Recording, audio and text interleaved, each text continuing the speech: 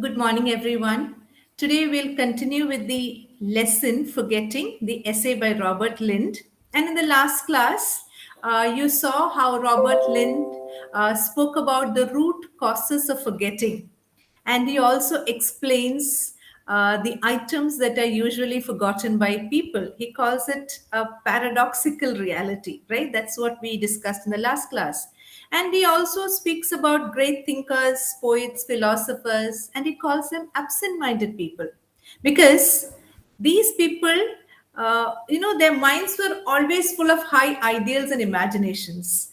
He called Socrates, the great Greek philosopher, Samuel Taylor Coleridge, the great English poet, as absent minded people because he says they had souls above the mediocre. So they could not waste their time thinking about the ordinary things of life because they were trying to make the best of life, right? And they were people who had high ideals and imaginations, right? So he continues, we'll continue with the essay, and he says, the question, next paragraph, the question whether the possession of such a good memory is altogether desirable has often been discussed, and men with fallible memories have tried sometimes to make a case out for their superiority. A man, they say, who is a perfect remembering machine is seldom a man of the first intelligence. And they quote various cases of children or men who had marvelous memories and who yet had no intellect to speak of. I imagine, however, that on the whole, the great writers and the great composers of music have been men with exceptional powers of memory. The poets I have known have had their memories, have had better memories than the brokers I have known. Memory, indeed, is half the substance of their art. On the other hand, statesmen attempt to recall the same event, what happened. For example, at some cabinet meeting, and each of them will tell you that the other story is so inaccurate that either he has a memory like a sieve or is an audacious perverter of the truth. The frequency with which the facts in the autobiographies and the speeches of statesmen are challenged suggests that the world has not yet begun to produce ideal statesmen, men who, like great poets, have the genius of them and the intellect of them combined, right? So here in this particular paragraph, Robert Lind mentions that the ownership of a decent memory is a great thing for all, right? The possession of a good memory is altogether desirable. And he also speaks about the numerous and incredible writers, poets, and music composers who have an incredibly decent memory, right? And he says that memory is half the substance of their art. They all have good memories. And he also says that they have better memories than the stockbrokers. And he makes a comparison with statesmen also, right? He says writers, poets, music composers have great memory, whereas statesmen have remarkably bad memories. And he says if you have two statesmen and you ask them to recall what happened in a cabinet meeting, and both of them will tell you two different stories. So you wonder whether they have a memory which is like a sieve, right, through which everything goes off, or are they telling lies? Because they have such bad memories, right? And he says that you need to test the autobiographies and speeches of statesmen because sometimes you feel that they're just lying.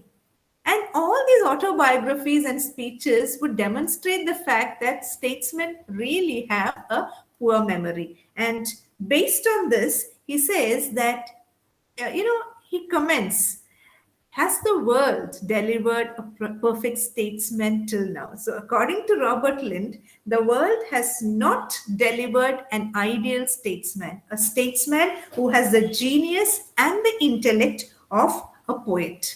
Whereas he lauds the poets, or he appreciates the poets, or he praises the poets, the writers, music composers. He says they have great memory, better memories than stockbrokers. Whereas statesmen or politicians do not have any memories. They have very bad memories. They don't even remember what happened in a cabinet meeting. And if you ask them to give you an account of what happened, they would give you wrong account. Two of them would give you two different accounts, which would make you wonder whether they are lying or whether they have a memory like a sieve. Right? He continues. At the same time, ordinarily good memory is so common that we regard a man who does not possess it as eccentric. I have heard of a father, this is a very interesting anecdote. I have heard of a father who, having offered to take the baby out in a perambulator, was tempted by the sunny morning to pause on his journey and slip into a public house for a glass of beer. Leaving the perambulator outside, he disappeared through the door of the saloon bar. A little later, his wife had to do some shopping, which took her past the public house, where to her horror, she discovered her sleeping baby. Indignant at her husband's behavior, she decided to teach him a lesson. She wheeled away the perambulator, picturing to herself his terror when he would come out and find the baby gone. She arrived home, anticipating with angry relish the white face and quivering lips that would soon appear with the news that the baby had been stolen. What was her vexation, however, when just before lunch her husband came in smiling cheerfully and asking, "Well, my dear, what's for lunch today?" Having forgotten all about the baby and the fact that he had taken it out with him. How many men below the rank of a philosopher would be capable of such absent mindedness as this? Most of us, I fear, are born with prosaically efficient memories. If it were not so, the institution of the family could not survive in any great modern city. So, in the last paragraph, Lind tells us that good memory is a very common thing, right? So that's how he says, ordinarily, good memory is so common that we regard a man who does not possess it as eccentric. So if a man does not have a good memory, we call him strange or eccentric. Now, he narrates this very funny story of a father who takes his baby out in a perambulator. You know what a perambulator is? It's a pram, right? A pram, and he goes in the morning. And when he was going, walking his baby, he sees a public house or a saloon and he goes in for a glass of beer. And the child was in the perambulator outside, right? And after some time, when the wife comes that way for shopping, she sees the sleeping baby in the perambulator. And she's so furious with her husband. And she decides to teach him a lesson. She takes the baby home. And she just waits, waits for him to come back, feeling scared and crying. But at lunchtime, he just walks in, smiling very cheerfully, right? He had forgotten completely about the child and the perambulator. So Lynn says, see, very few people are capable of such kind of absent-mindedness as this man in the story. Maybe, philosophers would be capable, but beyond that, men are not capable of such absent-mindedness because most of us, most people are born with efficient memories. If it were not so, what would happen to the institution of the family if you did not have some kind of normal memory? The family, the institution of the family would not survive. See, if every man behaved like this, the family would collapse, right? So most people are born with efficient memories, and there are some people who do not have good memory, and most of the time people like this man are called eccentric. So that is what this essay is all about. So this lesson is very important, right? And what is Lint? I mean, I just summarize it for you. Lint says that forgetting is a good merit in man's life. Sometimes it has got advantages. And he says that, there are certain things which people generally forget. And the reason why they forget is not because their memories are weak, because there is a tendency to forget certain things in our daily life. It's a common habit of every person. It's not a mental illness or a weakness. It is something that happens automatically. It can be a curse. It can also be an advantage at some time, at certain times, right? Because he speaks about some people who forget to take their medicines.